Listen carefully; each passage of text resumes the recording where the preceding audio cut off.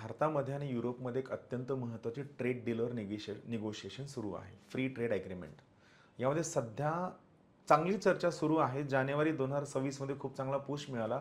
पण परत एक महत्त्वाचा मुद्दा येऊन ठेपला, तो आहे CBAM, carbon border adjustment mechanism. म्हणजे नेमकं काय? तर युरोपियन युनियनचं म्हणणं आहे की जे कार्बन इंटेन्सिव्ह एक्सपोर्ट्स आहेत त्यांच्यावरती आम्ही जास्त टॅक्स लावणार. आता महत्त्वाचा प्रश्न येतो की कार्बन इंटेन्सिव्ह एक्सपोर्ट्स म्हणजे काय किंवा कार्बन इंटेन्सिव्ह इम्पोर्ट्स म्हणजे काय? तर टेक्निकली युरोपियन युनियन जे सगळ्या गोष्टी युरोपियन युनियनमध्ये आयात करतं भारताकडनं, ज्यासाठी खूप मोठ्या प्रमाणात कार्बनचं इमिशन होतं. फॉर एक्झाम्पल स्टीलचं प्रोडक्शन असेल, सिमेंटचं प्रोडक्शन असेल किंवा इतर कोणत्याही गोष्टी ज्यामध्ये खूप मोठ्या प्रमाणात कार्बनचं इमिशन होतं, या गोष्टी जर युरोपमध्ये इम्पोर्ट करण्याचा प्रयत्न केला गेला तर त्यावरती क्लायमेटसाठी आम्ही नक्की टॅक्स आकारू, असं युरोपियन युनियनचं म्हणणं आहे.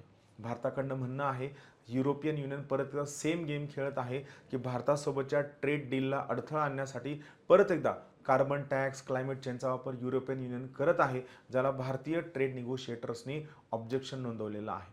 थँक्यू.